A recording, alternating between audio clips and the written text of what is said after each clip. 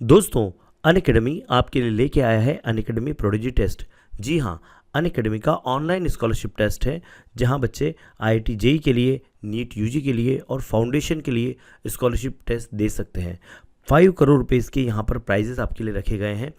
दोस्तों, अगर आप आईआईटी जेईई और नीट में अच्छी मार्किंग लाना चाहते हैं, ऑल इंडिया रैंकिंग में आना चाहते हैं, तो आप इस बात का ध्यान रखिए कि प्रोडिजी बहुत ज़्यादा हेल्पफुल होती है। इन सभी लोगों ने लास्ट ईयर प्रोडिजी में भाग लिया था। जैसे शुएब आफ्ताब की बात करें तो इनका जो ऑल इंडिया रैंकिंग था प्रोडिजी में वो सेकंड था, और जब रिजल्ट आया 2020 नीट यूजी का तो उनका ऑल इंडिया रैंकिंग 1 था। यहाँ पर अगर कार्तिकेय अग्रवाल की बात करते हैं तो प्रोडिजी में इनका रैंकिंग 9 था ऑल इंडिया रैंकिंग। जब नीट यूजी का रिजल्ट आया तो ऑल इंडिया रैंकिंग इनका रहा 21st। साथ ही में रौनक डालमिया और मंथान डालमिया का भी उसी तरह से आप देख सकते हैं, यहाँ पर प्रोडिजी का उनका रैंकिंग है और ये ऑल इंडिया रैंकिंग है। दोस्तों, ये जो हमारी स्कॉलरशिप एग्ज़ाम होने वाली है 24 और 25 ऑफ अप्रैल को होने वाली है, इसके लिए आप इनरोलमेंट कर सकते हैं। और इनरोलमेंट के लिए यहाँ पर इनवाइट कोड जो है आप पवन वाघ इनवाइट कोड यूज़ कर सकते हैं। जो बच्चे प्रोडिजी में बहुत अच्छा परफॉर्म करेंगे उन्हें चांस मिलेगा कोलकाता नाइट राइडर के प्लेयर्स के साथ मिलने का। जी हाँ दोस्तों, एक बड़ा ही अमेजिंग ये ऑफ़र है, इसे तो आप लाइफ लॉन्ग भूलने वाले नहीं हैं। साथ ही में आपको आगे बता दूं मैं कि 5 करोड़ की स्कॉलरशिप में क्या क्या आपको मिलने वाला है। तो you can win amazing prizes like MacBook, iPhone, iPad, Amazon Echo and scholarship worth 5 crore rupees. तो आप सभी के लिए अनअकैडमी एक बहुत बड़ा ऑफर लेके आया है, एक बहुत बड़ी स्कॉलरशिप लेके आया है। दोस्तों, आप यहाँ पर देख सकते हैं कि आईआईटी जेईई के अलग अलग ईयर के जो बच्चों ने टारगेट करके रखे, जैसे जो बच्चे 2021 में इस एग्ज़ाम को देने वाले हैं उनका स्कॉलरशिप टेस्ट 24 अप्रैल को होने वाला है। जो 2022 में एग्ज़ाम देने वाले हैं उन लोगों के लिए उनका जो स्कॉलरशिप टेस्ट होगा वो 25 अप्रैल को होने वाला है 11 AM को। और जो स्टूडेंट्स 2023 में आईआईटी जेईई देने वाले हैं उनका एग्ज़ाम 25 अप्रैल को होने वाला है 1 PM से लेकर 2:30 PM तक। उसी तरह से नीट की भी डेट्स दे के रखिए आपको। जो 2021 में देने वाले हैं उनकी 24 अप्रैल को, जो 2022 में देने वाले हैं उनकी 25 अप्रैल को, और जो 2023 में देने वाले हैं उनकी 25 अप्रैल को। और जो बच्चे 9-10 के हैं, foundation for class 9-10 moving students, वो 24 को दे सकते हैं, 3 PM को एग्ज़ाम होने वाली। और foundation of class 8th and 9th moving students वो जो है 24 ऑफ अप्रैल को यहाँ पर पार्टिसिपेट कर सकते हैं, यहाँ पर उनकी एग्ज़ाम होनी है। दोस्तों, इनरोलमेंट कर लीजिए और इनवाइट कोड जो है पवन वाघ यूज़ कर सकते हैं। साथ में मैंने आपको ये यहाँ पर लिंक दे के रखी है, इस लिंक की मदद से आप जाके इनरोलमेंट कर सकते हैं।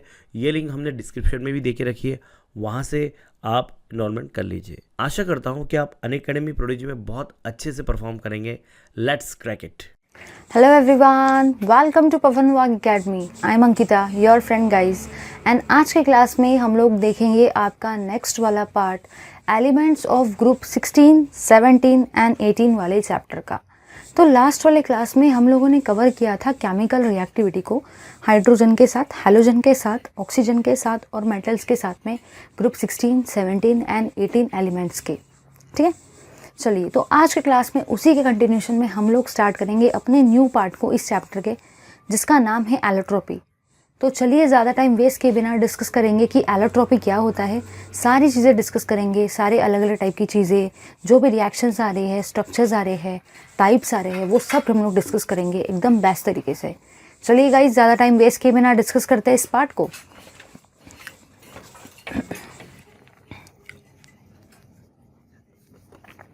तो सबसे पहले मैं जो डिस्कस करवाने वाली हूँ ना, मैं आपको डिस्कस करवाने वाली हूँ एलोट्रोपी को। अब आप सबको पता है कि कोई भी जैसे एक एलिमेंट आपने बहुत बार बचपन से पढ़ा है, ऑर्गेनिक केमिस्ट्री का जो पार्ट है बहुत बार स्कूल में पढ़ा होगा कि कार्बन के 3 एलोट्रोप होते हैं। सबको पता है ना कौन से 3 होते हैं। डायमंड होता है, ग्राफाइट होता है, फुलिरीन होता है। सबको पता है कि कार्बन के ये 3 एलोट्रोपिक फॉर्म होते हैं। ये हम लोगों ने बचपन से पढ़ा था, है ना। मतलब आप लोगों ने भी पढ़ा होगा, मैंने भी स्कूल में पढ़ा था। ये अभी हमको डिस्कस नहीं करना है, ये थोड़ा सा ऑर्गेनिक का पार्ट हो गया। अब हम लोग को डिस्कस करना है कि ऑक्सीजन के फैमिली में जो भी एलिमेंट्स आते हैं वो हमें कौन से एलोट्रोपिक फॉर्म दिखाते हैं। तो चलिए देखो, सबसे पहली चीज़ तो ये जो भी आपका एलोट्रोपी है ना, एलोट्रोपी हम लोग को स्पेशली दिखाते हैं ग्रुप 16 के एलिमेंट। जो भी ग्रुप 16 के एलिमेंट्स होते हैं ना, वो आपको एलोट्रोपी दिखाते हैं। ग्रुप 16 में आपके कौन से एलिमेंट आते हैं? ओ, स, से, टे, पो। ठीक है, एलोट्रोपी ग्रुप 16 के एलिमेंट शो करते हैं। ग्रुप 16 में कौन से एलिमेंट आते हैं? ओ, स, से, टे, पो। Oxygen, sulphur, selenium, tellurium, polonium. ठीक है, अब ज़रा देखेंगे हम लोग यहाँ पे, अगर मैं बात करती हूँ बिल्कुल मैं उसी टाइप से उसको लिख दे रही हूँ। अब आधे लोग सोचेंगे कि मैम ये चार्ट कौन से चल रहा है, तो ऐसा कोई चार्ट बुक में नहीं दिया है, बट ये चार्ट अगर मैं आपको दे देती हूँ ना, तो आपको एक क्लियर कट आइडिया मिल जाएगा कि किसके कितने एलोट्रोप है। वो आपको एमसीक्यूज़ में वेरी शॉर्ट आंसर क्वेश्चन से बहुत ज़्यादा हेल्प करेगा। ठीक है, तो बस वही वाली चीज़ों को मैंने लिखा है, ओ, स, से, टे, पो। ओ, स, से, टे, पो।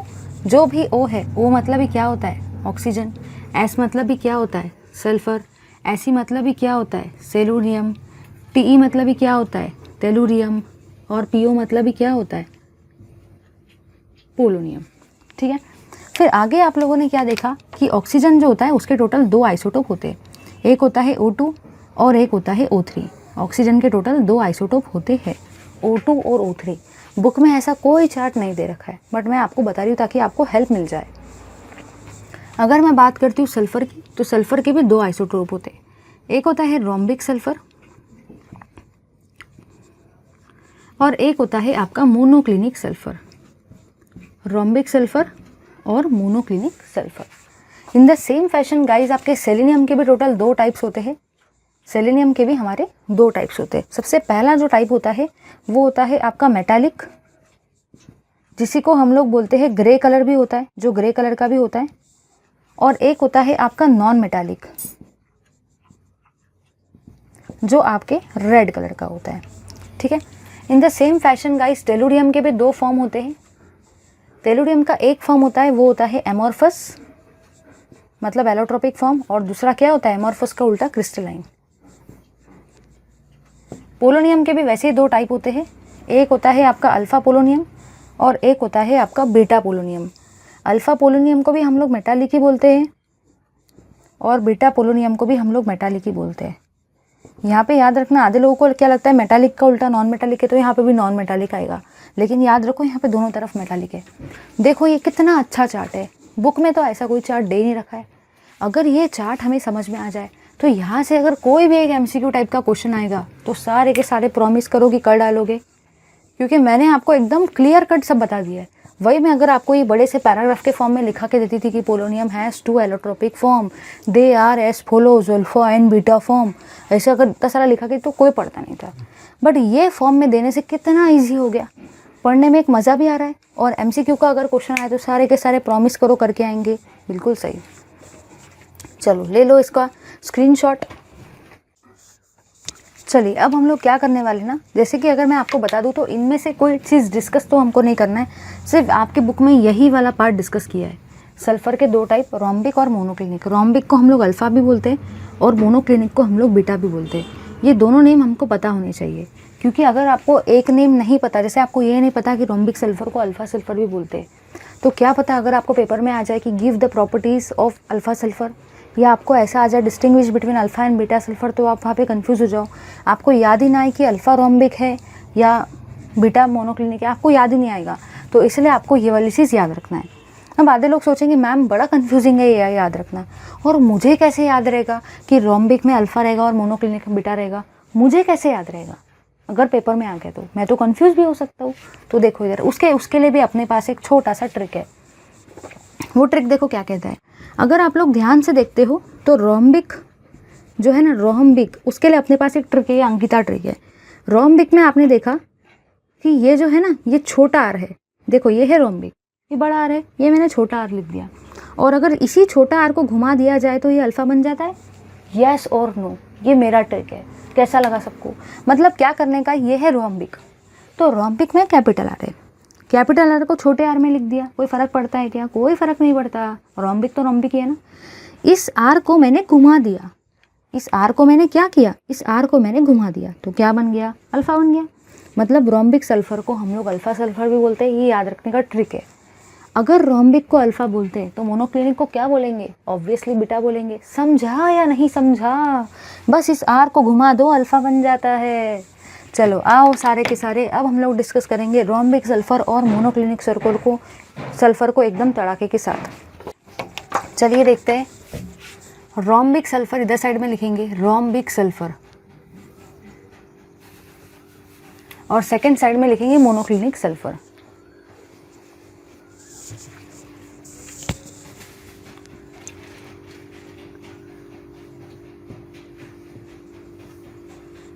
ठीक है, मैंने इसको बिल्कुल इस टाइप से पार्टीशन कर दिए, और लेफ़्ट साइड में एज यूजुअल जैसे हम लोग लिखते थे हमारी प्रॉपर्टीज़ को हम लोग लिखते जाएंगे कि कौन से प्रॉपर्टीज़ है या कौन से पॉइंट्स है जिसको हमें डिस्कस करना है। ठीक है, तो जो भी आपका प्रॉपर्टीज़ है, प्रॉपर्टीज़ में सबसे पहली प्रॉपर्टी रहेगी कलर। कलर आपको बताना है। ठीक है, कलर के बाद में आएगा उसका शेप, जो भी क्रिस्टल का शेप है ना वो हम लोग को बताना है, शेप ऑफ क्रिस्टल। तीसरी थिंग मेरे को आपको बताना है सॉल्युबिलिटी।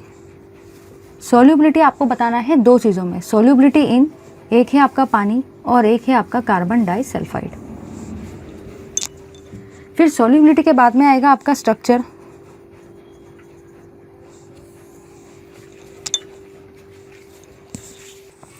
अब एक प्रॉपर्टी होती है आपकी डेंसिटी और एक प्रॉपर्टी होती है आपकी मेल्टिंग पॉइंट की।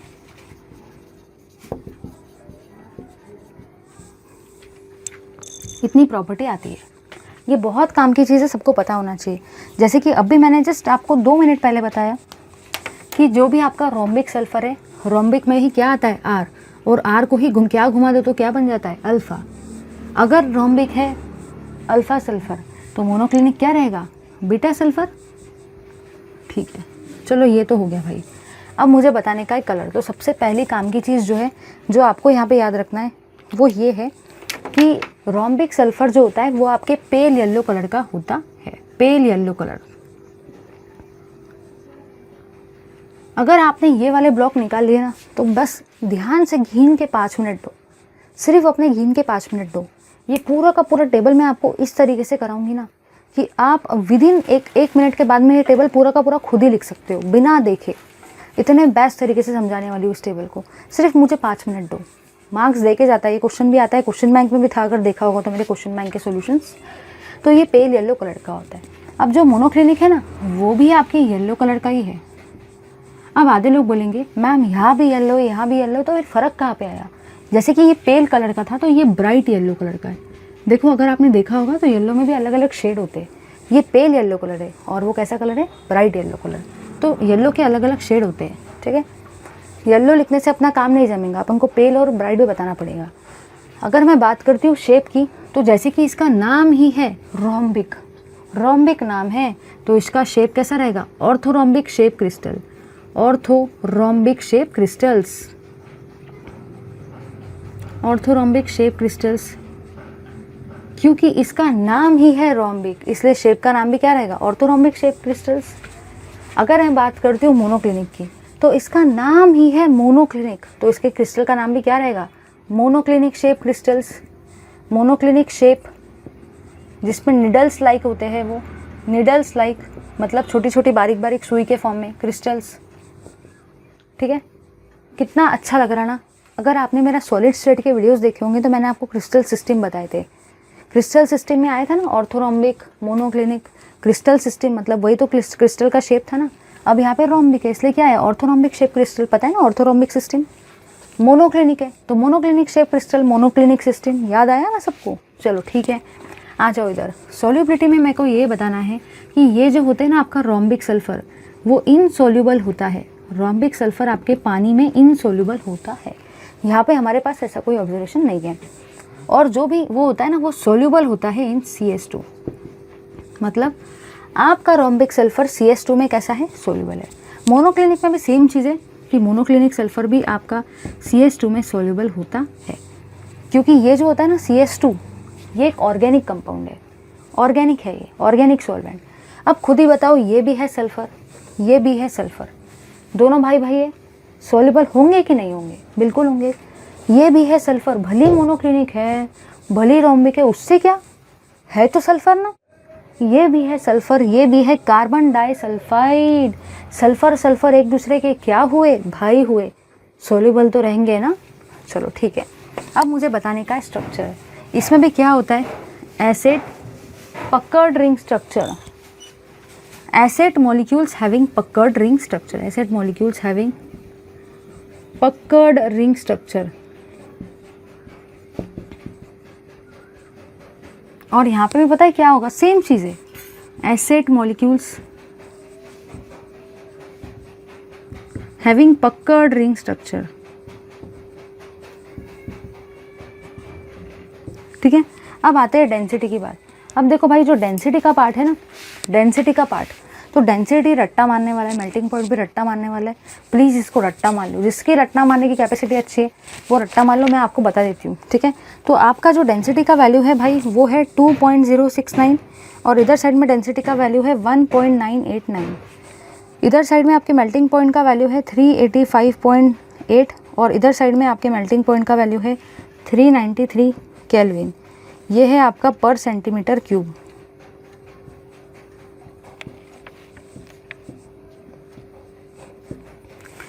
टेक्स्ट बुक में इसका यूनिट बराबर नहीं दे रखा है डेंसिटी का, आप वहाँ पे बराबर कर लो, ग्राम पर सेंटीमीटर क्यूब। ठीक है, चलो फिर से एक बार डिस्कस कर लेते हैं। रोम्बिक सल्फर लिखा, मोनोक्लिनिक सल्फर लिखा।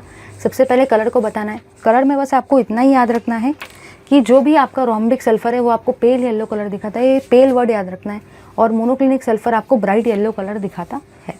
फिर मैं जब बात करती हूँ शेप की, जैसे काम वैसे नाम, या जैसे नाम वैसे काम, नाम ही है रोम्बिक, सिस्टम का नाम भी क्या रहेगा, ऑर्थोरोम्बिक, इसलिए ऑर्थोरोम्बिक शेप क्रिस्टल्स पढ़ा था ना, ऑर्थोरोम्बिक क्रिस्टल सिस्टम, वही तो है ऑर्थोरोम्बिक शेप क्रिस्टल्स। यहाँ पे नाम ही है monoclinic, monoclinic shape needles like crystal. चलो ठीक है। उसके बाद में आएगा ये वाला शेप ऑफ क्रिस्टल हो गया, उसके बाद आएगा solubility in water and CS2, ये इनसॉल्युबल होता है पानी में। फिर मैंने बताया भाई भाई, पता है ना बोला सॉन्ग, भाई भाई। इन द सेम फैशन यहाँ भी है सल्फर, यहाँ भी है सल्फर, दोनों एक दूसरे के कैसे है, भाई भाई, इसलिए ये क्या है, सॉल्युबल इन CS2। यहाँ पे आ जाओ, ये भी है मोनोक्लिनिक सल्फर, ये भी है सल्फर, भली CS2 है, भली मोनोक्लिनिक है तो दोनों सल्फर ना, भाई भाई कैसे रहेंगे, सोल्यूबल इन CS2। फिर क्या देखा, यहाँ पे भी है acid molecules having the puckered ring structure, यहाँ पे भी क्या आएगा, acid molecule having the puckered ring structure, और ये दोनों को क्या मानने का, रट्टा मानने का, रट्टाफिकेशन। यहाँ पे क्या करेंगे, सारे के सारे रट्टाफिकेशन करने का। ठीक है, सोल्यूबिलिटी कैसे याद रखोगे, भाई भाई। चलो ले लो सारे के सारे इसका स्क्रीनशॉट। चलिए, अब हम लोगों ने ये वाला पार्ट तो ख़त्म कर लिया, एलोट्रॉप्स वाला। आई होप आपको ये बहुत पसंद आया। तो चलिए गाइस, अब ज़्यादा टाइम वेस्ट किए बिना हम लोग डिस्कस करते हैं ऑक्सो एसिड्स को। ऑक्सो एसिड्स को देखेंगे और देखेंगे कि सारे स्ट्रक्चर्स कैसे ड्रॉ किए जाते हैं। इस वीडियो को लास्ट तक के देखना है, क्योंकि ये जो ऑक्सो एसिड के स्ट्रक्चर्स है ना, ये पेपर में बहुत बार आए हैं, बहुत बार। चलिए देखते हैं इस पर्टिकुलर थिंग को। उससे पहले मुझे आपको एक चीज़ बतानी है, वो ये है कि जब भी हम लोग ऑक्सो एसिड को स्टडी करने वाले हैं तो ऑक्सो एसिड हम लोग दो चीज़ों पे डिस्कस करने वाले हैं। सबसे पहले हम लोग डिस्कस करेंगे ऑक्सो एसिड सल्फ़र के, और सेकेंडली हम लोग डिस्कस करने वाले हैं ऑक्सो एसिड क्लोरीन के। ये दोनों के दोनों ऑक्सो एसिड्स को हम लोग क्या करने वाले हैं, हम लोग डिस्कस करने वाले हैं, oxo acids of sulphur and oxo acids of chlorine. ठीक है, तो चलिए सबसे पहले हम लोग सारे के सारे ऑक्सो एसिड डिस्कस करेंगे सल्फ़र के, उसके बाद में हम लोग देखेंगे क्लोरीन को।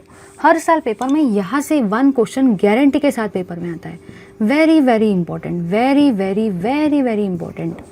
हर साल एक क्वेश्चन 2 मार्क का यहाँ से आपको देखने को मिलता है। ठीक है, और कुछ भी नहीं करना है, सबसे आसान काम, बस स्ट्रक्चर को निकाल दो। मुझे पता है सारे के सारे आर्टिस्ट है, 1 नंबर स्ट्रक्चर निकालेंगे सारे के सारे, बस स्ट्रक्चर को निकालना है। अब आधे लोग बोलेंगे हमको कैसे पता स्ट्रक्चर कैसे निकालना है। सुनो ना, एक बार देखो, 10 मिनट के अंदर ये दोनों के स्ट्रक्चर नहीं कराए ना तो आपको सारे स्ट्रक्चर्स ड्रॉ करते आ जाएंगे। इतना परफेक्टली मैं करा के दूंगी। चलिए देखते हैं, एकदम ट्रिक के साथ बताने वाली हूँ। चलिए देखते हैं सारी चीज़ों को। तो सबसे पहले गाइस जो हम लोग डिस्कस कर रहे हैं ना, वो हम लोग डिस्कस कर रहे हैं ऑक्सो एसिड, और हम लोग डिस्कस कर रहे हैं oxo acid of sulphur. Sulphur के ऑक्सो एसिड हम लोग सबसे पहले डिस्कस करेंगे, उसके बाद में हम लोग क्लोरीन के ऑक्सो एसिड को डिस्कस करेंगे। ठीक है, अब ऑक्सो एसिड ऑफ सल्फ़र की अगर मैं बात करती हूँ तो सबसे पहला जो हम लोग डिस्कस करने वाले हैं वो है आपका सल्फूरस एसिड।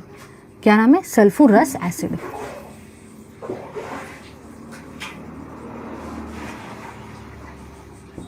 ठीक है, सेकेंड जो एसिड हम लोग डिस्कस करेंगे ना, वो रहेगा आपका सल्फ्यूरिक एसिड।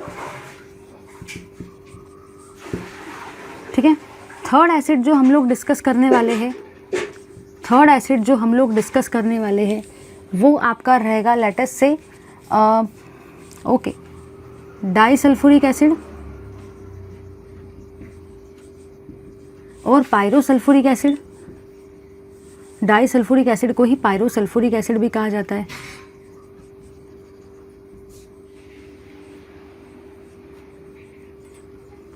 ठीक है, फोर्थ वाला जो एसिड हम लोग डिस्कस करेंगे वो रहेगा आपका पर ऑक्सी मोनोसल्फ्यूरिक एसिड। फिफ्थ वाला जो हम लोग डिस्कस करेंगे वो रहेगा आपका पर ऑक्सी डाइसल्फ्यूरिक एसिड। ठीक है, इतनी सारी चीज़ों को हम लोग को डिस्कस करना है। एक और एसिड बच जाता है थायोसल्फ्यूरिक एसिड, उसको भी हम लोग डिस्कस करेंगे। ठीक है, थायोसल्फ्यूरिक एसिड को भी हम लोग डिस्कस करेंगे। 6 नंबर का है थायोसल्फ्यूरिक एसिड।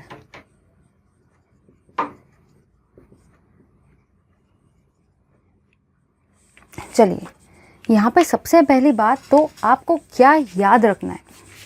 देखो, ये सारे स्ट्रक्चर्स को ड्रॉ करना एकदम आसान काम है। एक बार मैंने आपको अपना ट्रिक बता दिया ना, अंकितास वाला trick, Ankita strategy, Ankita trick, guarantee देती हूँ ये सारे के सारे स्ट्रक्चर्स आप यूँ निकाल लोगे, यूँ ड्रॉ कर लोगे। बस एक बार ध्यान से देख लो वो ट्रिक क्या है। वो ट्रिक समझ गई ना, सब हो जाएगा। चलो देखो, ट्रिक भाई ये कहती है, ट्रिक बस देखो, ट्रिक आपकी ये कहती है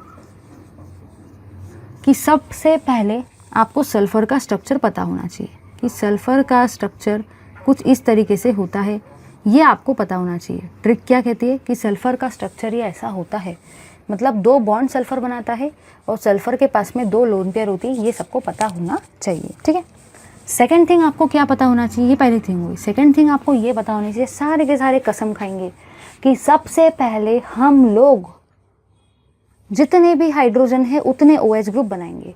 कसम खाओ सारे के सारे, सबसे पहले हम लोग कंपाउंड के अंदर में जितने भी हाइड्रोजन है ना उतने OH ग्रुप बनाएंगे। जितने हाइड्रोजन है उतने OH ग्रुप ड्रॉ करो। स्ट्रक्चर्स तो बुक में भी एक से एक दे रखे, मस्त दे रखे, लेकिन वो स्ट्रक्चर्स को ड्रॉ करने का ट्रिक नहीं बताया जो मैं आपको यहाँ पे बताने वाली हूँ, और जो है बहुत ज़्यादा काम का। जितने हाइड्रोजन है ना उतने OH ग्रुप ड्रॉ करो। ठीक है, रिमेनिंग ऑक्सीजन, जो भी आपके रिमेनिंग ऑक्सीजन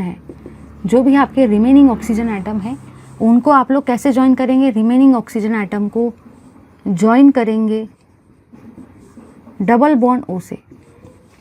ठीक है, पहला मैंने क्या बताया, सबसे पहली ट्रिक मैंने आपको क्या बताई कि सल्फ़र का स्ट्रक्चर कैसे निकालेंगे। सल्फ़र लेंगे, एक बॉन्ड इधर, एक लोन पेयर ऊपर, एक लोन पेयर नीचे। सेकंड मैंने आपको क्या बताया, जितने हाइड्रोजन है ना उतने OH ग्रुप ड्रॉ करेंगे। पहली कसम, जितने हाइड्रोजन है ना कंपाउंड में उतने OH ग्रुप को हम ड्रॉ करेंगे। ठीक है, सेकंड पॉइंट, जितने ऑक्सीजन बच जाते हैं वो सब समझेगा। आधे लोग सोचेंगे कि ये कहाँ से रहा है, कहाँ क्या चल रहा है, मुझे कुछ भी नहीं समझ रहा है, रिमेनिंग ऑक्सीजन वगैरह।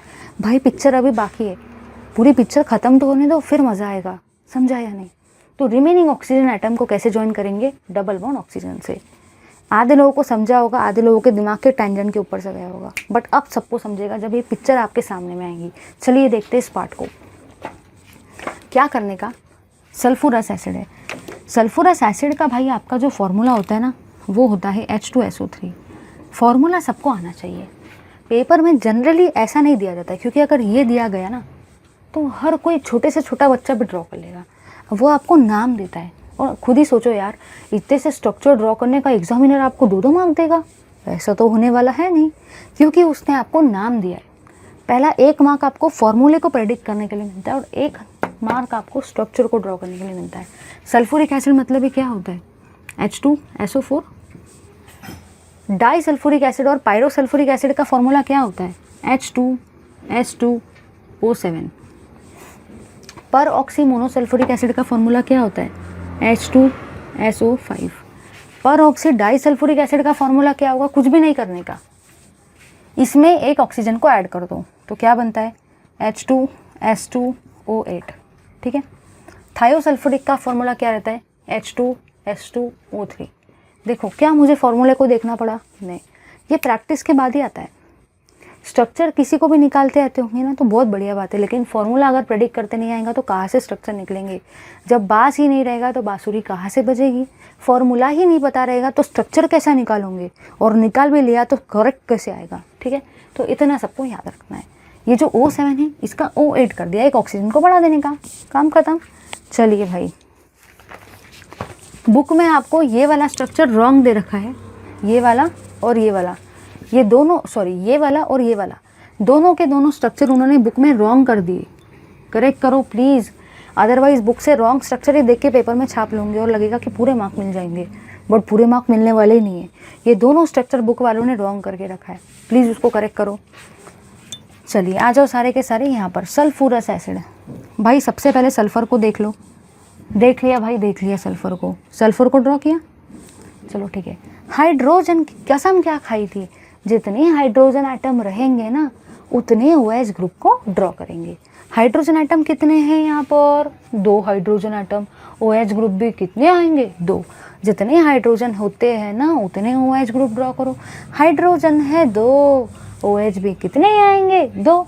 चलो देखो यहाँ पे कैसे आएंगे, एक OH group, second OH group, ठीक है। जैसे आपको निकालना है वैसे निकालो, ऐसा नहीं कि बुक में ऐसा दे रखा है तो मैं भी ऐसा ही निकालूंगा, बुक में ये लाइन ऐसी नहीं है, ऐसी है तो मैं भी ऐसी ही निकालूंगा, ऐसा कुछ भी नहीं है, कुछ भी नहीं है ऐसा कुछ, सब चलता है भाई, ठीक है। हाइड्रोजन थे 2, कसम खाई थी ना, जितने हाइड्रोजन रहेंगे उतने ही OH ग्रुप ड्रॉ करने का, उतने ही किए, ठीक है। अब मुझे बताओ कितने ऑक्सीजन बच गए, रिमेनिंग ऑक्सीजन कितने बचे? अब आधे लोग 3 बोलेंगे, वो ये भी नहीं सोचेंगे कि एक ऑक्सीजन यहाँ पे गया, एक ऑक्सीजन यहाँ गया, टोटल 3 थे, टोटल 3 थे, 3 में से 2 यहाँ पे आ गए, कितने ऑक्सीजन बचे? एक ऑक्सीजन बचा ना, तो एक ऑक्सीजन को मैंने यहाँ से यहाँ पर ड्रॉ कर दिया। अब आधे लोग बोलेंगे मैम ये लोन पेयर वाला चक्कर नहीं समझा हमको। तो देखो भाई देखो, सपोज ये सल्फ़र का कुछ इस टाइप का स्ट्रक्चर है, ठीक है। यहाँ पे एक OH ग्रुप आया, यहाँ पे एक OH ग्रुप आया, यहाँ पे एक ऑक्सीजन आया, तो एक लोन पेयर तो बच गया ना, एक लोन पेयर तो बच गया ना, इसलिए यहाँ पे क्या आएगा? एक लोन पेयर आएगा। ये छोटा सा स्ट्रक्चर मैंने आप लोगों को समझाने के लिए दिया, ये पेपर में मत निकालो, ये निकाल के आओ, ठीक है। H2SO 3 टाइम्स S लिया, ठीक है। हाइड्रोजन है 2, इसलिए OH ग्रुप भी कितने लगाए? 2। अब यहाँ पे 3 थे और यहाँ पे 2 ऑक्सीजन आ गए, तो कितने ऑक्सीजन बचे? एक ऑक्सीजन बच गया, इसलिए उसको यहाँ पे लिख दिया। और मैंने बताया था रिमेनिंग ऑक्सीजन को हमेशा कैसे ज्वाइन करने का? डबल बॉन्ड ऑक्सीजन से, इसलिए मैंने इसको कौन से बॉन्ड ऑक्सीजन से किया? डबल बॉन्ड, याद है ना। पहली कसम, जितने हाइड्रोजन रहेंगे उतने OH ग्रुप बनाएंगे। सेकंड कसम, जितने ऑक्सीजन बच जाएंगे उसको डबल बॉन्ड ऑक्सीजन से ही ज्वाइन करने का। अब यहाँ पे क्या देखा? यहाँ पे एक लोन पेयर था, लोन पेयर आ गया। आ जाओ यहाँ पे, H2SO4 सल्फ्यूरिक एसिड, क्या है? सल्फर है। सल्फर देख के बड़ा चैन मिलता है, हाँ सल्फर है। हाइड्रोजन कितने हैं? 2। कसम क्या कहती है? जितने हाइड्रोजन रहेंगे ना उतने OH ग्रुप ड्रॉ करेंगे। हाइड्रोजन है 2, OH ग्रुप भी कितने रहेंगे? 2। ऐसा नहीं कि बुक में ऐसी लाइन है तो हम ऐसी निकालेंगे, ऐसी नहीं निकाल, सब चलता रे बाबा, सब चलता, ऐसा कुछ नहीं है, करेक्ट निकालो बस।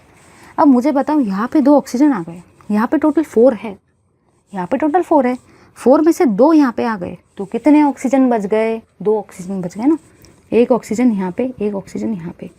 अब यहाँ पे कोई लोन पेयर के लिए जगह है क्या?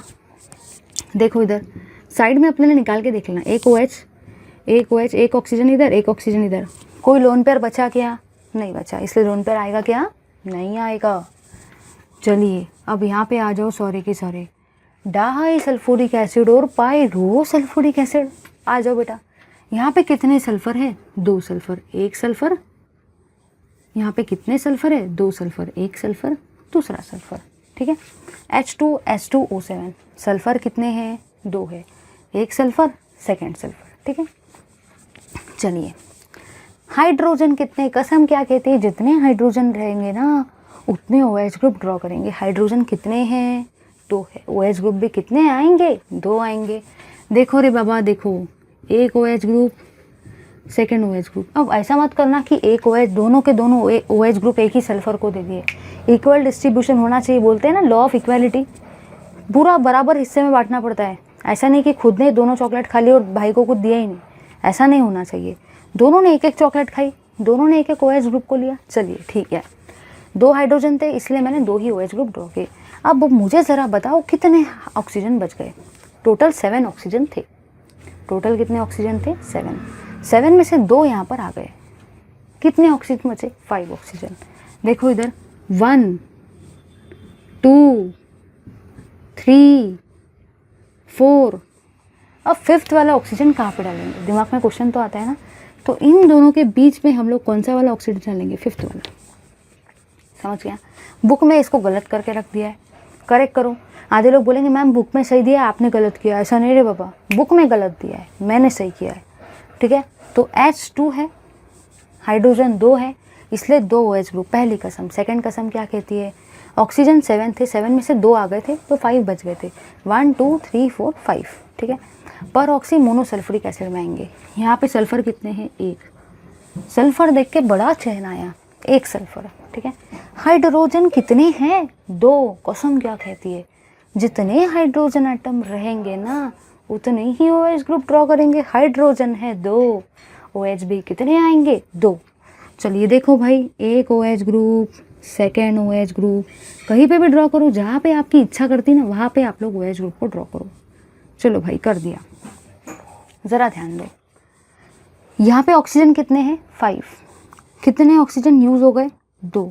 कितने बचे? पहले 5 थे, अब 2 आ गए। यहाँ पे कितने बचे? टोटल 3 ऑक्सीजन बच गए। देखो पहला ऑक्सीजन, सेकेंड ऑक्सीजन, अब 1 ऑक्सीजन बाकी है ना। 5 थे, 5 में से 2 पहले आ गए थे, 3 बच गए थे, 3 में से 2 डाल दिए, अब 1 और ऑक्सीजन बचा है। अब सोचेंगे मैं 1 ऑक्सीजन कहाँ पे डालूँ? अब आधे लोग तो इतने पागल है, वो लोग यहाँ पे भी 1 ऑक्सीजन ड्रॉ करेंगे, सोचेंगे भी नहीं कि सल्फर उतने बॉन्ड बना ही नहीं सकता है, कहाँ से देंगे। वो पगले जैसे यहाँ पे भी 1 ऑक्सीजन बना देते हैं, सोचेंगे कि 5 ऑक्सीजन है, 2 आ गए, टोटल 3 बचे। पगले जैसे यहाँ पे ऑक्सीजन लगा देंगे। बट ऐसा मत करना, मैं इसलिए बता रही हूँ क्योंकि कुछ लोगों के दिमाग में ये वाला ख्याल भी आया होगा। ऐसा नहीं लाना है, दिमाग में ऐसे ख्याल नहीं आने चाहिए। तो 1 2 3 4 1 ऑक्सीजन को आप यहाँ पे लगाएंगे, ये OOH बन जाएगा। समझा या नहीं समझा? H2SO5S, हाइड्रोजन है 2, OH भी कितने रहेंगे? 2 OH लाए थे पहले, 3 बच गए थे, 1 2। अब तीसरा यहाँ पे मत लगाना, उसकी कैपेसिटी नहीं रे बाबा, यहाँ लगाया, हो गए बराबर। चलो आ जाओ इधर। परऑक्सी डाइसल्फ्यूरिक एसिड, सल्फर कितने हैं? सल्फर 2 है। सल्फर देख के बड़ा चैन आया, सल्फर है 2, दोनों के दोनों सल्फर को ड्रॉ करिया। आगे देखो, पहली कसम क्या कहती है? जितने हाइड्रोजन एटम रहेंगे ना उतने OH ग्रुप ड्रॉ करने का। जितने हाइड्रोजन एटम रहेंगे ना उतने OH ग्रुप। हाइड्रोजन कितने हैं? 2। OH भी कितने आएंगे? 2। 1 OH ग्रुप, दूसरा OH ग्रुप, ठीक है भाई। अब ऑक्सीजन यहाँ पे टोटल है 8। कितने ऑक्सीजन है? 8 में से 2 यूज़ हो गए, कितने ऑक्सीजन बचे? 6 ऑक्सीजन। पहले 8 थे, 8 में से 2 ऑक्सीजन यूज़ हो गए, कितने ऑक्सीजन बचे? 6 ऑक्सीजन। 6 ऑक्सीजन बच गए ना। अब देखो कैसे होगा, 1 2 3 4।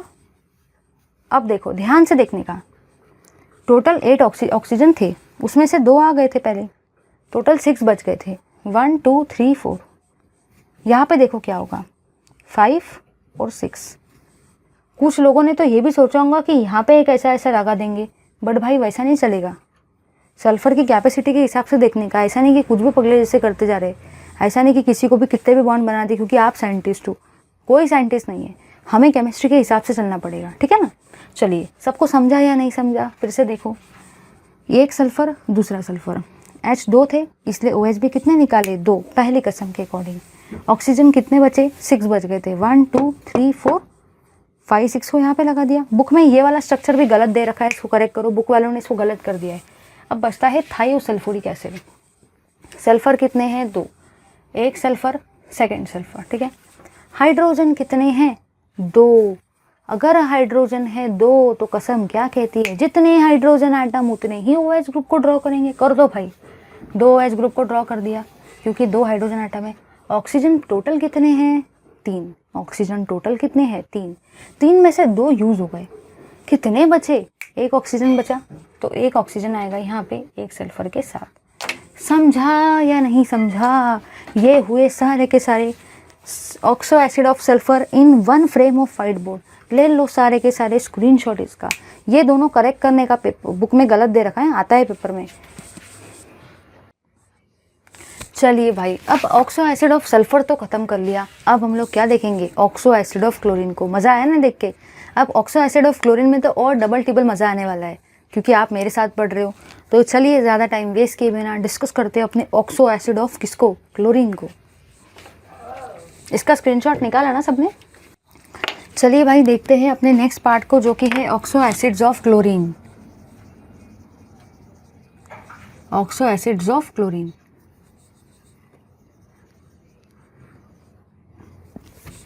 ठीक है।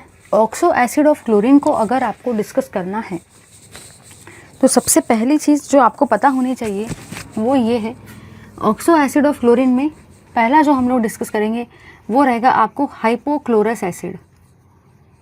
हाइपोक्लोरस एसिड, ठीक है। उसके बाद में आपका रहेगा भाई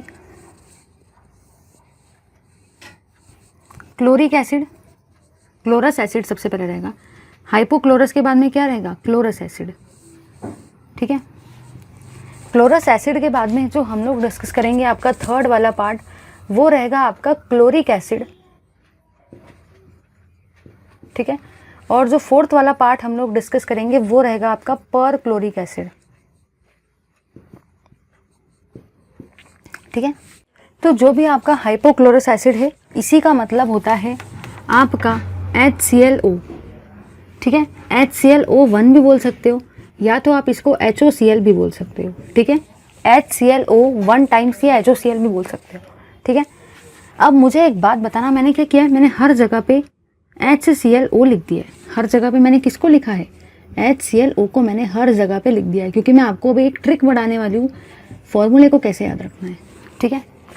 तो भाई सारे के सारे जोर से बोलो, 1 है, 1 के बाद कितना आता है, 2, 2 के बाद कितना आता है, 3, 3 के बाद कितना आता है, 4। समझा या नहीं समझा? HOCl को आप ऐसे भी तो लिख सकते हो ना, HCl, कोई फ़र्क पड़ता है क्या? नहीं रे बाबा, कोई फ़र्क नहीं पड़ता, लेकिन स्ट्रक्चर सही ड्रॉ करो, ठीक है। तो 1 के बाद में कितना आता है, 2, 2 के बाद में कितना आता है, 3, 3 के बाद में कितना आता है, 4। सबको 1 2 3 4 तो आता है ना भाई, नहीं तो प्रॉब्लम हो जाएगी। चलो यहाँ पे आ जाओ। ऑक्सो एसिड ऑफ क्लोरीन में आपको क्या याद रखना है, ज़रा ध्यान देना। सबसे पहली कसम कि आप सबसे पहले HOCl को ड्रॉ करेंगे। सबसे पहले आपको सभी स्ट्रक्चर में HOCl को ड्रॉ करना है। सेकंड कसम क्या है कि जितने भी आपके रिमेनिंग ऑक्सीजन रहेंगे, रिमेनिंग ऑक्सीजन जो रहेंगे उनको आप लोग ज्वाइन करेंगे। उनको आप लोग ज्वाइन करेंगे कैसे, डबल बॉन्ड O से, ठीक है। तो मैंने आपको क्या क्या बताया भाई, ऑक्सो एसिड ऑफ क्लोरीन में हम लोगों ने यहाँ पे ये जाना कि 2 कसम आपको खानी है। पहली कसम कि सारे स्ट्रक्चर में हम HOCl को ड्रॉ करेंगे। सबसे पहली कसम, हम सारे स्ट्रक्चर में HOCl को ड्रॉ करेंगे। और सेकंड कसम क्या है, जितने ऑक्सीजन बच गए ना उनको डबल बॉन्ड ऑक्सीजन से क्या करेंगे, ज्वाइन करेंगे। आ जाओ यहाँ पे। सबसे पहली कसम क्या कहती है, सबसे पहले HOCl को ड्रॉ करेंगे। चलो भाई कर लो HOCl को ड्रॉ। क्या कोई ऑक्सीजन बचा, देखो HClO1 टाइम्स था, HClO1 टाइम्स, क्या कोई ऑक्सीजन बचा, नहीं। नीचे आ जाओ। कसम क्या कहती, सबसे पहले HOCl को ड्रॉ करो। चलो भाई कर दिया, सबसे पहले HOCl को ड्रॉ। कितने ऑक्सीजन बचे, देखो भाई यहाँ पे एक ऑक्सीजन आ गया, यहाँ पे 2 ऑक्सीजन थे, यहाँ पे कितने ऑक्सीजन थे, 2, 2 में से 1 आ गया, तो कितने ऑक्सीजन बचे, 1 ऑक्सीजन बचा। रिमेनिंग ऑक्सीजन जो बच जाते हैं उनको कैसे ज्वाइन करने का, डबल बॉन्डों से। कर दिया भाई डबल बॉन्डों से ड्रॉ। चलो बढ़ेंगे रे बाबा, बढ़ेंगे आगे। अब ये HClO3, पहली कसम क्या कहती है कि सबसे पहले HOCl को ड्रॉ करेंगे। सेकंड कसम क्या कहती है, जितने ऑक्सीजन बच गए ना उसको डबल बॉन्ड O से ज्वाइन करने का। यहाँ पे टोटल 3 थे, 3 में से 1 आ गया। यहाँ पे टोटल 3 थे, 3 में से 1 आ गया। कितने ऑक्सीजन बचे, 2 ऑक्सीजन, 1 ऑक्सीजन यहाँ पे, 1 ऑक्सीजन यहाँ पे। नीचे आ जाओ। पर क्लोरिक एसिड, सबसे पहली कसम, सबसे पहले HOCl को ड्रॉ करेंगे। कितने ऑक्सीजन बच गए, यहाँ पे टोटल 4 थे, 4 में से 1 यहाँ पे आ गया। कितने ऑक्सीजन बचे, 3 ऑक्सीजन, 3 ऑक्सीजन बच गए। कैसे ज्वाइन करेंगे, डबल बॉन्डों से। समझा या नहीं समझा? सारे के सारे ऑक्सो एसिड्स ऑफ क्लोरीन है आपके 1 फ्रेम में। ले लो भाई, ले लो इसका स्क्रीनशॉट। चलिए भाई, अब हम लोगों ने क्या किया ना, हम लोगों ने ऑक्सो एसिड्स को डिस्कस कर लिया, क्लोरीन के भी और सल्फर के भी। अब हम लोग यहाँ से एंट्री लेते हैं अपने पिक्चर के ऑक्सीजन वाले सेक्शन में। तो चलिए गाइस, ज़्यादा टाइम वेस्ट किए बिना देखेंगे oxygen and compounds of oxygen को। उसी के अंदर में हम लोग डिस्कस करने वाले हैं आपके डाइऑक्सीजन को। तो चलिए ज़्यादा टाइम वेस्ट किए बिना डिस्कस करते हैं अपने ये पर्टिकुलर सेक्शन को। चलिए, तो सबसे पहले हम लोग डिस्कस कर रहे हैं डाइऑक्सीजन को।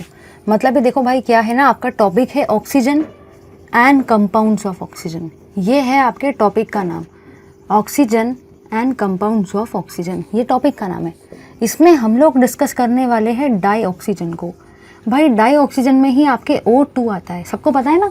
ऑक्सीजन तो पता होना चाहिए, हम लोग ऑक्सीजन को रोज़ इनहेल करते हैं ना, तो ऑक्सीजन ही तो है वो। चलो ठीक है, ये तो ठीक है, बहुत आसान था, कुछ भी नहीं था। आगे बताओ बोलेंगे तो सुनो भाई, कोई भी कंपाउंड इस चैप्टर में कहीं पे भी आप कोई भी कंपाउंड को स्टडी करना चाहेंगे तो आपको 2 चीज़ें ध्यान में रखना है।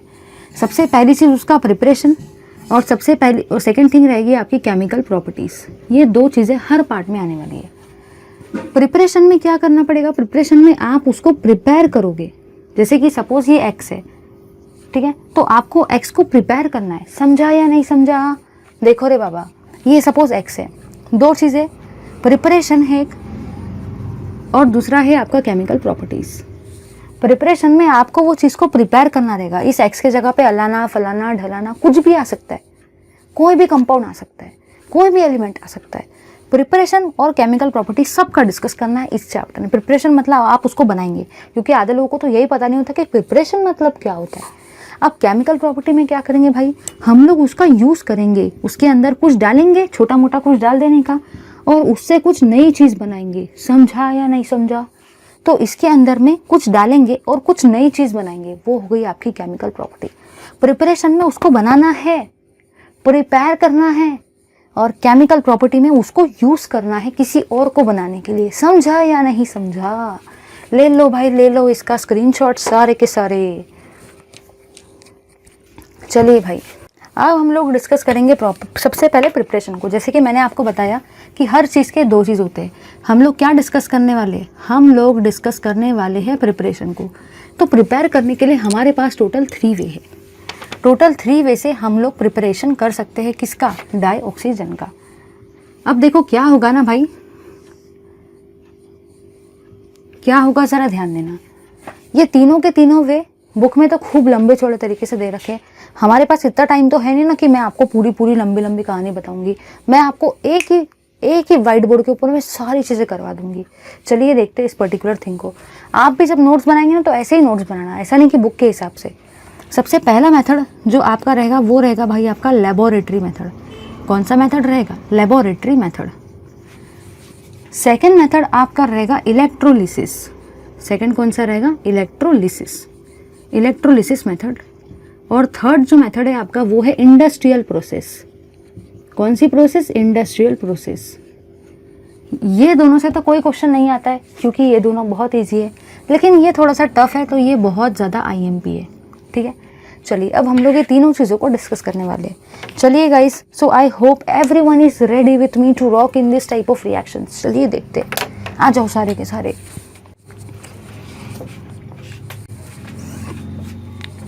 सबसे पहला जो मेथड है लेबोरेटरी में वो है आपका heating with salt. Heating with salt मतलब सॉल्ट को हीट करने के बाद भी हम लोग बना सकते हैं। हीटिंग विथ सॉल्ट आपका पहला मेथड है। देखो भाई, इसमें आपको करने का क्या है, इसमें हम लोग लेंगे KClO3 को। KClO3 को हम लोग लेंगे, ठीक है। जाहिर सी बात है, यहाँ पे हीटिंग लिखा है मतलब ट्रायंगल तो आएगा ही। सबको पता होना चाहिए कि ट्रायंगल मतलब क्या होता है। ट्रायंगल मतलब हीटिंग होता है। ये मैंने KClO3 लिया है। ये क्या है भाई? एक सॉल्ट है। अब आधे लोग सोचेंगे मुझे कैसे पता चलेगा कि मुझे KClO3 को लेना है। भाई सोचो रे बाबा, सोचो। अगर ऑक्सीजन वाला कंपाउंड लेंगे ही नहीं तो ऑक्सीजन कहाँ से मिलेगा? मुझे एक बात बताओ, सारे के सारे मुझे एक बात बताओ। अगर आप लोगों ने डियर लिया, सपोज आप लोगों ने डियर लिया, तो डियर का बच्चा डियर रहेगा या डॉग रहेगा? सारे के सारे बताओ मुझे। डियर ही रहेगा ना। चलो ठीक है, अगर आप लोगों ने डॉग लिया तो डॉग का बच्चा डॉग रहेगा, कैट रहेगा या डियर रहेगा? डॉग ही रहेगा ना। अगर आप लोगों ने कैट लिया तो कैट का बच्चा कैट ही रहेगा ना, डॉग तो नहीं रहेगा। मतलब कहना मुझे क्या है, ज़रा सुनो रे बाबा।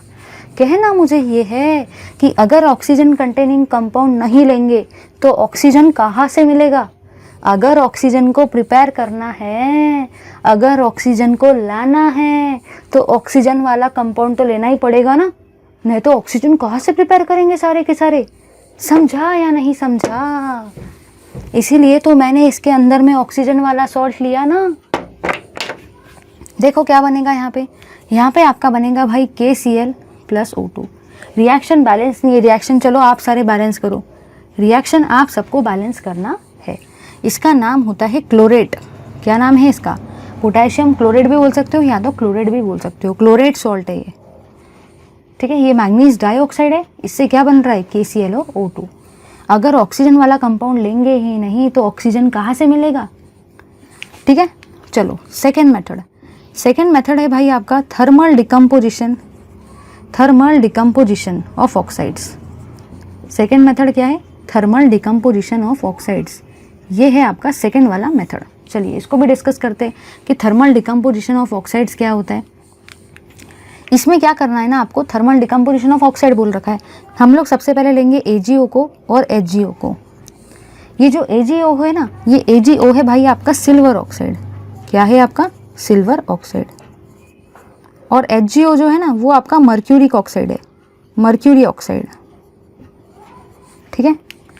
इसका भी मुझे थर्मल डिकम्पोजिशन करवाना है, इसका भी थर्मल डिकम्पोजिशन। तो मुझे एक बात बताओ, थर्मल डिकम्पोजिशन है, थर्मल मतलब ये क्या होता है? हीटिंग। यहाँ पे भी मुझे हीटिंग करवाना पड़ेगा। चलो ठीक है, आगे आप लोगों ने क्या देखा, यहाँ पे बनेगा क्या?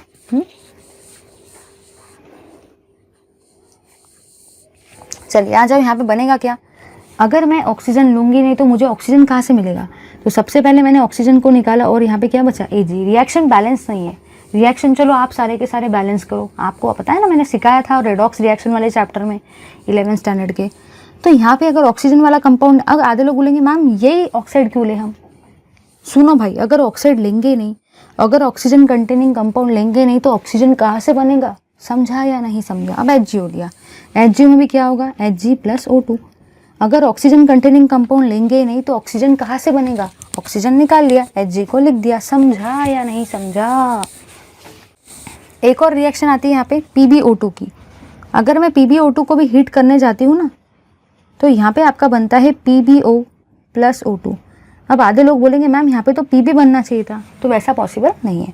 कुछ रिएक्शन डिफरेंट रहेगी, वो हमको सीधा साधा रट्टा मारना पड़ेगा, उसके अलावा अपने पास और कोई चारा नहीं है, ठीक है। तो PbO2 को जब आप हीट करते हो तो क्या बनेगा? PbO plus O2। Reaction balance नहीं, बैलेंस करेंगे इसको। इस PbO2 को ही हम लोग लीड ऑक्साइड भी बोलते हैं, लीड ऑक्साइड, ठीक है। अब जो थर्ड मेथड है ना आपकी, वो है आपकी थर्मल डिकम्पोजिशन ऑफ पर ऑक्साइड। थर्ड मेथड इसमें आती है थर्मल डिकम्पोजिशन ऑफ पर oxide.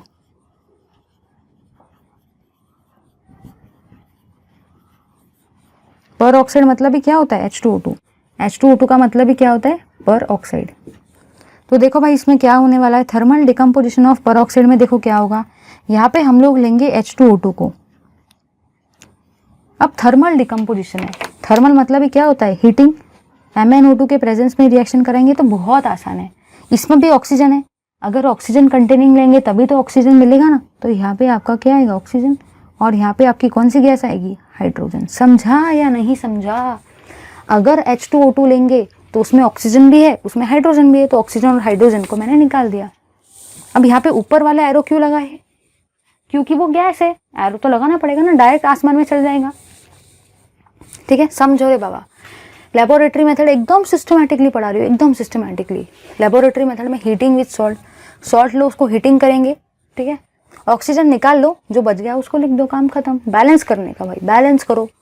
Thermal decomposition of oxide. अब आधे लोग बोलेंगे पेपर में बैलेंस नहीं, कोई फर्क नहीं पड़ता, नहीं भी किया ना बैलेंस तब भी चलता है, आधा मार्क कटता और कुछ नहीं कटता, बट रिएक्शन सही करके आओ, ठीक है। सिल्वर ऑक्साइड, ठीक है। नहीं तो पता चला पेपर बैलेंसिंग के चक्कर में आधा पेपर छूट गया, इसलिए मैं तो अपने पेपर में कभी बैलेंसिंग नहीं करती थी।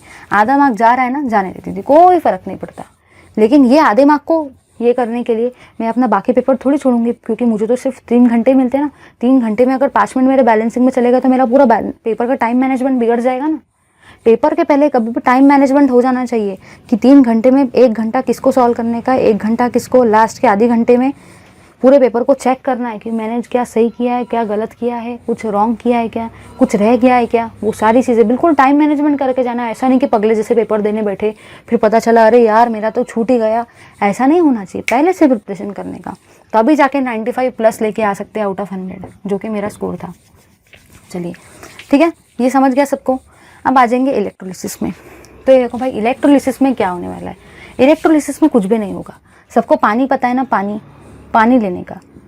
पानी का जब भाई आप इलेक्ट्रोलिसिस करवाओगे ना, पानी का जब भी आप इलेक्ट्रोलिसिस करवाएंगे तो 2 टाइप की गैसेस बनेंगी। सबसे पहली गैस बनेगी H2 और सेकंड गैस क्या बनेगी, O2। ये दोनों के दोनों गैस है, इसलिए मैंने यहाँ पे क्या लिखा, कुछ इस तरीके से इसको लिख लिया। ठीक है, H2 + O2। सिर्फ यहाँ पे आपको एक ये करने का, यहाँ पे H2O है। ठीक है, यहाँ पे H2O है, ये पानी है और ये ऑक्सीजन है। ठीक है, हो जाती है गड़बड़ी। यहाँ पे पानी है और यहाँ पे ऑक्सीजन है। ठीक है, वो बैलेंस कर लेना बराबर जो भी है। चलो ठीक है, यहाँ पे पानी आएगा और यहाँ पे ऑक्सीजन आएगा, ये सबको समझ में है। इलेक्ट्रोलिसिस में क्या करवाने का है, इलेक्ट्रोलिसिस में कुछ भी नहीं करने का है। इलेक्ट्रिक करंट डालने का, पानी को लेने का, बीकर के अंदर में इलेक्ट्रिक करंट डाल देने का। एक साइड से हाइड्रोजन गैस निकलेंगी, एक साइड से ऑक्सीजन गैस निकलेंगी। पानी को बीकर के अंदर लेने का, इलेक्ट्रिक करंट डालने का, एक साइड से हाइड्रोजन गैस निकलेगी, एक साइड से कौन सी गैस निकलेंगी, ऑक्सीजन गैस। इंडस्ट्रियल प्रोसेस में देखो भाई क्या करते हैं, इंडस्ट्रियल प्रोसेस में लेते हैं हम लोग एयर को। एयर मतलब ही क्या होता है, हवा। हवा को लेने का इंडस्ट्रियल प्रोसेस में, उसमें से सबसे पहले किसको बाहर करेंगे, CO2 को बाहर कर दो। उसमें से पानी को बाहर करो, इसको भी बाहर करने का, इसको भी बाहर करने का। जो बच जाएगा, जो रिमेनिंग गैस बच जाएगी, उसका फ्रैक्शनल डिस्टिलेशन करवाने का। क्या करवाने का, फ्रैक्शनल डिस्टिलेशन। फ्रैक्शनल डिस्टिलेशन एक प्रोसेस होती है, मैंने चैप्टर नंबर 3 स्टैंडर्ड 11th में बहुत तगड़े तरीके से एक्सप्लेन किया, वहाँ पे जाके देख लो। वहाँ पे जो बच जाता है ना, वो आपको प्योर ऑक्सीजन गैस मिल जाती है। ये तो सबसे बेस्ट तरीका है, एक भी केमिकल नहीं लगता। हवा को लो, हवा में से कार्बन डाइऑक्साइड को बाहर करो, हवा में से पानी को बाहर करो, जो भी बच जाएंगी गैस उनको फ्रैक्शनल डिस्टिलेशन करवाओ, और कौन सी गैस मिलेगी, ऑक्सीजन गैस मिलेगी। समझा या नहीं समझा। All the preparation of oxygen in 1 frame of white board. ले लो सारे के सारे इसका स्क्रीनशॉट। चलिए भाई, अब हम लोग देख लेते हैं फिजिकल प्रॉपर्टीज़ को। नहीं तो आधे लोग सोचेंगे कि मैम ने फिजिकल प्रॉपर्टी वाला पार्ट स्किप कर दिया। ऐसा नहीं होने वाला है, मैं सब पार्ट लूँगी। तो फिजिकल प्रॉपर्टी को एक बार डिस्कस कर लेते हैं। सबसे पहला point, dioxygen is colourless and odourless gas. सबको पता है कि ऑक्सीजन गैस का कोई कलर नहीं होता। तो पता चलता था अगर कलर होता था तो हम लोग उसको इनहेल कर रहे हैं, हमारे नाक के अंदर से, हमारे नोज के अंदर से रेड कलर की गैस जा रही है और येलो कलर की गैस जा रही है, ग्रीन कलर की गैस जा रही है। ऐसा कभी देखा है क्या, नहीं ना रे, क्योंकि ऑक्सीजन गैस का कोई कलर होता ही नहीं है। कोई स्मेल होता है, नहीं होता है। ओडरलेस, कलरलेस है। डाई ऑक्सीजन स्पेरिंगली सॉल्युबल होता है। भाई वो गैस है, पहले बताया था, गैस कभी भी वाटर में उतनी सॉल्युबल रहती है क्या, नहीं रहती है, स्पेरिंगली सॉल्युबल है। ठीक है। उस third, it liquefies at 90 Kelvin. 90 Kelvin पे वो लिक्विफाइड ऑक्सीजन के फॉर्म में, देखा है ना ऑक्सीजन सिलेंडर हॉस्पिटल्स में लेके जाते हैं, उसमें लिक्विफाइड ऑक्सीजन रहती है ना, फिर उसको गैस के फॉर्म में बना के यूज़ करते हैं, तो वो 90 केल्विन पे रहता है। Oxygen has 3 stable isotopes, O16, O17 और O18। और मॉलिक्यूलर ऑक्सीजन जो O2 होता है वो पैरामैग्नेटिक नेचर का होता है। पैरामैग्नेटिक मतलब क्या रहता है, उसमें अनपेड इलेक्ट्रॉन रहते हैं। चलो, मैंने सारे फिजिकल प्रॉपर्टीज़ को डिस्कस करवाया। चलिए गाइस, अब ज़्यादा टाइम वेस्ट किए बिना, जैसे कि मैंने आप सबको बताया था कि कोई भी कंपाउंड के अंदर में हमको 2 चीज़ें डिस्कस करने का है। सबसे पहला पॉइंट उसका प्रिपरेशन, और सेकंड पॉइंट क्या था, केमिकल प्रॉपर्टीज़। प्रिपरेशन तो हम लोगों ने सारे के सारे कवर किए। अब हम लोग क्या देखने वाले हैं, केमिकल प्रॉपर्टीज़ को। चलिए देखते हैं उस पर्टिकुलर थिंग को। चलिए देखेंगे केमिकल प्रॉपर्टीज़ को। केमिकल प्रॉपर्टीज़, केमिकल प्रॉपर्टीज़ का ही मतलब क्या होता है कि हम लोग उसके रिएक्शंस को देखने वाले हैं। तो यहाँ पे भी भाई मैं आपको सारे के सारे रिएक्शन बस एक ही फ्रेम में समझाने वाली हूँ। बुक में जैसा दे रखा है ना, पहले एक समझाया, फिर दूसरा, फिर तीसरा, वैसा अपन नहीं करने वाले। अपन तीनों को एक चीज़ में समझेंगे ताकि समझ में आ जाए। पहला जो रहेगा आपका, वो रहेगा भाई रिएक्शन विथ मेटल। सबसे पहले क्या रहेगा, सबसे पहला आपका रहेगा reaction with metal.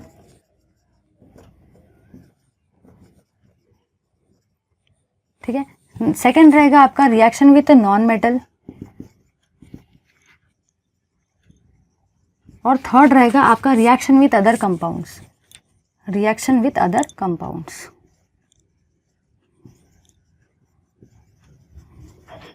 Reaction with metal, non metal and other compound. ठीक है, चलिए डिस्कस करेंगे गाइस ज़्यादा टाइम वेस्ट किए बिना। तो सबसे पहला वाला जो पार्ट है ना आपका, वो है रिएक्शन विथ मेटल। तो मेटल में हम लोग देखो कौन से मेटल डिस्कस करने वाले हैं। सबसे पहला मेटल हम लोग डिस्कस करेंगे एल्यूमिनियम, और सेकंड डिस्कस करेंगे कैल्शियम। अब ऐसा मत सोचना मैम बुक में तो पहले कैल्शियम दिया और बाद में एल्यूमिनियम दिया। भाई कुछ भी कोई फ़र्क नहीं पड़ता है, किसी को भी पहले लिखो बट सही लिख के आओ ना, वो काम करो। चलो ये तो हो गया।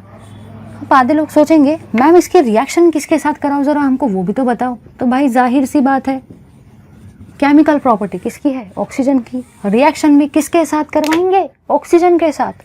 तो इसके अंदर भी डालेंगे ऑक्सीजन, इसके अंदर में भी किसको डालेंगे भाई, ऑक्सीजन को डालेंगे। समझा या नहीं समझा? ठीक है, चलो आ जाओ यहाँ पे। जब भी एल्यूमिनियम के अंदर ऑक्सीजन को डालते हैं तो वो हमेशा क्या बनाता है, Al2O3। देखो भाई इसको एक बार रट्टा मान लो, Al2O3 को हमेशा काम देगा, हमेशा। क्योंकि ये जो है ना, ये रिएक्शन बैलेंस नहीं, सारे के सारे इसको बैलेंस करेंगे, सारे के सारे इसको बैलेंस करने का ट्राई करो। चलो जल्दी से, ये क्या बना, एल्यूमिनियम ऑक्साइड बना। यहाँ पे मैंने एल्यूमिनियम को लिया था और उससे बना क्या, एल्यूमिनियम ऑक्साइड। ठीक है, यहाँ पे मैंने कैल्शियम को लिया, कैल्शियम से क्या बनता है, CaO। इसका नाम क्या है, कैल्शियम ऑक्साइड। ठीक है, कुछ भी नहीं किया भाई मैंने, क्या किया, एल्यूमिनियम भी एक मेटल है, कैल्शियम भी एक मेटल है, दोनों के अंदर ऑक्सीजन को डाला, Al2O3 और CaO बन गया। ठीक है, चलिए अब हम लोग देखेंगे reaction with non metal. Non metal में कुछ भी नहीं करने का है। नॉन मेटल में देखो क्या क्या कर रहे हैं हम लोग। नॉन मेटल में सबसे पहले भाई हम लोग लेने वाले हैं कार्बन को। कार्बन को मैंने लिया, कार्बन के अंदर, और मैंने फॉस्फोरस को लिया, ये P4। अब आधे लोग बोलेंगे मैम P क्यों नहीं लिया, P4 क्यों लिया, हम P3 क्यों नहीं ले सकते। तो देखो भाई, फॉस्फोरस का फॉर्मूला ही होता है P4। ऐसा नहीं कि अपने मर्जी से कुछ भी साइंटिस्ट बन के P1 P2 P3 लिख रहे पगले जैसे, कोई तो P10 लिख रहे, ऐसा नहीं चलता, वो एग्जिस्ट ही वैसे करता है। अब इसमें भी क्या करने का, ये सारे के सारे नॉन मेटल है, कार्बन भी नॉन मेटल है, फॉस्फोरस भी नॉन मेटल है, P ब्लॉक का है ना, नॉन मेटल है ना। किसके साथ में करवाना है, ऑक्सीजन के साथ में। डाल दो भाई इसके अंदर भी ऑक्सीजन। जब कार्बन के अंदर में ऑक्सीजन डालेंगे तो क्या बनेगा, CO2। इसका नाम क्या होता है, carbon dioxide gas, carbon dioxide gas. P4 के अंदर में O2 डालते तो क्या बनता है, P4O6। याद रखना ये फॉस्फोरस का ऑक्साइड है। क्या है भाई, ऑक्साइड है ना फॉस्फोरस का। ठीक है, P4O6। चलिए ले लो। उससे पहले मैं आपको और बताई थी रिएक्शन विथ अदर कंपाउंड्स। तो एक बार हम लोग रिएक्शन देख लेते हैं, मैं रिएक्शन लिख लेती हूँ, फिर मैं आपको प्रोडक्ट समझाती हूँ कि कैसे कैसे प्रोडक्ट आएंगे। पहले ZNS लेने के लिए बोला है, फिर CH4, फिर SO2, और फिर भाई आपको लेने के लिए बोला है HCl। ठीक है, ये सारे के सारे अदर कंपाउंड्स हैं। चलिए देखेंगे इन अदर कंपाउंड्स के रिएक्शन को। अदर कंपाउंड्स के रिएक्शन में भी अब आधे लोग सोचेंगे कि इसके अंदर में डालने का क्या है और मुझे कैसे पता। देखो रे भाई, ये अदर कंपाउंड्स है, किसकी केमिकल प्रॉपर्टी है, ऑक्सीजन की। डालना भी क्या पड़ेगा, ऑक्सीजन। चलो डाल दिया ऑक्सीजन को, सब में डाल दिया मैंने, ऑक्सीजन को डाल दिया भाई। करेंगे रे भाई, करेंगे रिएक्शन करेंगे। अब देखो क्या क्या होने वाला है। सबसे पहली चीज़ तो यहाँ पे देखना है क्या क्या होने वाला है।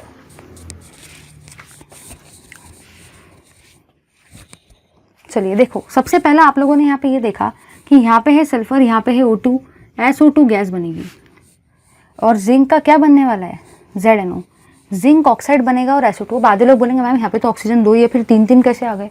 भाई सारे के सारे बैलेंसिंग करो रिएक्शन को, सारे के सारे रिएक्शन को बैलेंस करेंगे। ये ऑफकोर्स हीटिंग के प्रेजेंस में ही होने वाला है। तो क्या होने वाला है भाई, ये S और ये O2 SO2 बनाएंगे, SO2 गैस, ये गैस है, ये निकल जाएगी और यहाँ पे ZNO बनेगा। CH4 + O2 में क्या होने वाला है, यहाँ पे सबसे पहले CO2 गैस निकलेंगी और पानी निकलेगा। CO2 भी आपकी क्या है, गैस है, और पानी निकलेगा। अगर मैं बात करती हूँ यहाँ पे SO2 + O2 में, तो यहाँ पे SO3 बनेगा। कुछ लोग सोच रहे होंगे 2 और 2 तो 4 होते, तो SO4 बनना चाहिए था। बट भाई सोचो ना, क्या सच में SO4 कभी बनता भी है क्या, SO3 बनता है। बैलेंस करेंगे सारे के सारे, SO3 भी आपकी एक गैस ही है भाई। हाँ चलो यहाँ पे आ जाओ सारे के सारे, HCl + O2, यहाँ पे क्या होने वाला है, यहाँ पे आपकी क्लोरीन गैस निकलेंगी, यहाँ पे आपका पानी भी निकलेगा। क्लोरीन गैस और पानी ये दोनों के दोनों यहाँ पे निकलते हैं, ठीक है। ये जो रिएक्शन है SO2 + O2 वाली, ये होती है V2O5 के प्रेजेंस में।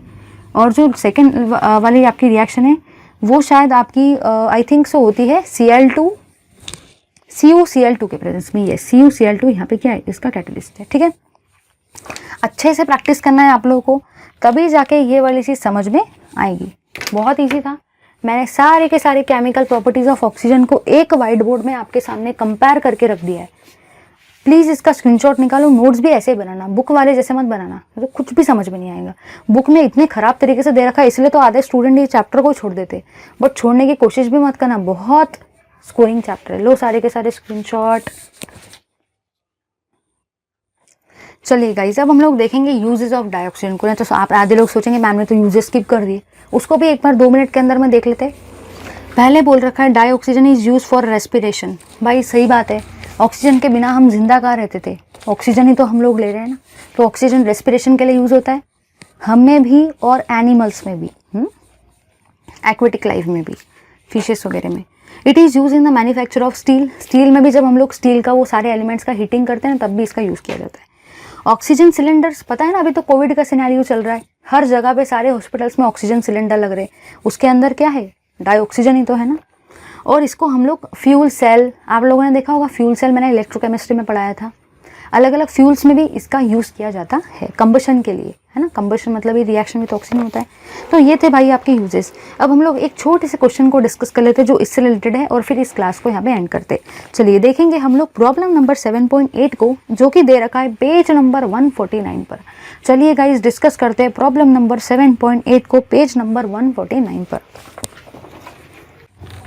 प्रॉब्लम 7.8 को हम लोग डिस्कस कर रहे हैं। वो आपको ये बोल रहा है कि जो ऑक्सीजन है, मतलब जो डाई ऑक्सीजन है आपका, डाई ऑक्सीजन जिसको हम लोग O2 बोलते हैं, उसके अंदर में इवन नंबर ऑफ इलेक्ट्रॉन्स है। वो कैसे आ रहे मैं सब बताती हूँ, टेंशन मत लो। इवन नंबर ऑफ इलेक्ट्रॉन्स है, इवन नंबर ऑफ इलेक्ट्रॉन्स है, ठीक है। वो आपको बोल रहा है कि बताओ ये पैरामैग्नेटिक नेचर का क्यों है, पैरामैग्नेटिक नेचर का क्यों है।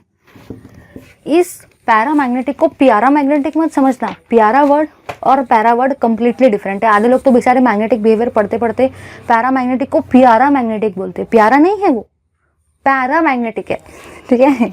चलिए देखते हैं हम लोग इस पर्टिकुलर थिंग को। सबसे पहले चीज़ तो दिमाग में क्वेश्चन ये आता है कि इवन नंबर ऑफ इलेक्ट्रॉन्स कहाँ से आ गए, मुझे कैसे पता चलेगा। तो देखो भाई सारे के सारे, अगर मैंने एक ऑक्सीजन को लिया, O2 है ना, O2 मतलब ही क्या होता है, ऑक्सीजन प्लस ऑक्सीजन। एक ऑक्सीजन में होते हैं कितने, 8, सेकेंड ऑक्सीजन में 8, 8 + 8 कितने होते हैं, 16। तो 16 कैसा नंबर है, इवन नंबर है, इसलिए इवन नंबर ऑफ इलेक्ट्रॉन्स है, ठीक है। टोटल 60 नंबर ऑफ इलेक्ट्रॉन है। वो आपको ये बोल रहा है कि बताओ जब ये इवन नंबर ऑफ इलेक्ट्रॉन है तो ये डायमैग्नेटिक होना चाहिए था, लेकिन फिर भी ये पैरामैग्नेटिक है, ऐसा क्यों। वो आपको ऐसा क्यों पूछना चाहता है। चलिए देखेंगे इसको। इसके लिए हमको एमओ डायग्राम ड्रॉ करना पड़ेगा। एमओ डायग्राम ड्रॉ के बिना मैं आपको नहीं बता पाऊंगी ये वाली चीज़। अब आधे लोग सोचेंगे मैम कितने फास्ट पढ़ा रहे हो, हमको तो एमओ डायग्राम आता भी नहीं। जिसको नहीं आता भाई देखो रे, चैप्टर नंबर 6 में जाने का, चैप्टर नंबर 6 वो भी किसका, chemical bonding, chapter number 5, yes chapter number 5 जो है ना, chemical bonding chapter, standard 11th का। उसमें आपको शायद ये पार्ट 6 या पार्ट 6, 7, 8 इनमें से एक पार्ट में ही मिल जाएगा, एक पार्ट में, यस 6, 7, 8 या 9, हाँ इनमें से कोई ना कोई एक पार्ट में आपको मिल जाएगा एमओ डायग्राम। मैंने बहुत तगड़े तरीके से वहाँ पे एमओ डायग्राम पढ़ाया है। आई थिंक आपको 8 या 9 वाले पार्ट में मिलेगा, तो एक बार जाके देख लो, सारे के सारे एमओ डायग्राम आ जाएंगे, ठीक है। जिसको डिटेल में जाने का है, नहीं जाने का है तो ठीक है भाई, काम चला लो यहाँ से अपना। एंट्रेंस के लिए चाहिए तो वो देखना पड़ेगा। देखो मैंने यहाँ पे लिया 1s 1s, 2s 2s, 2p 2p, यह है 1s 2s 2px 2py 2pz, 1s 2s 2px 2py 2pz। इसको भी 2 पार्ट में हम लोग तोड़ते हैं। ये मैंने सब वो इस टॉपिक में समझाया, एक बार जाके देख लो उसको। और यहाँ पे भी कुछ इस तरीके से 2 पार्ट आते हैं, उसमें एकदम तगड़े तरीके से समझा, एक बार जाके देखना पड़ेगा आपको, ठीक है।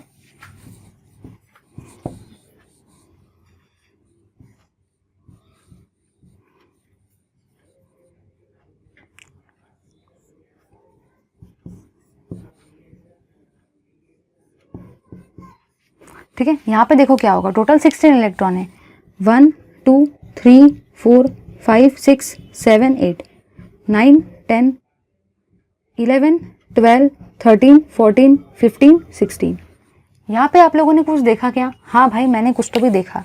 सबसे पहले ये होता है सिग्मा 1s, ये होता है sigma star 1s, sigma 2s, sigma 2s का स्टार, सिग्मा 2p z, पाई 2p y, पाई 2p z, पाई 2p y का स्टार, पाई 2p z का स्टार, सिग्मा 2p z।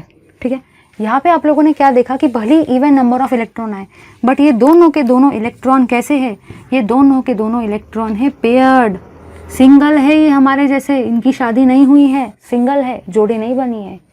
इसलिए इनको क्या होने वाला है इसलिए इनको क्या होने वाला है, जो भी होगा इसलिए ये कैसे नेचर के है? पैरामैग्नेटिक। ठीक है, दोनों के दोनों है सिंगल, दोनों के दोनों है अनपेयर्ड, और अनपेयर्ड लोगों को, सिंगल लोगों को क्या होता है? क्या होता है अनपेयर्ड और सिंगल लोगों को? इसीलिए इसका नाम क्या है? पैरामैग्नेटिक। ठीक है, thank you very much for watching this video. Please do like, share, comment और लाइक तो बनता ही है भाई इतने अच्छे वीडियो के लिए। Thank you very much, keep watching.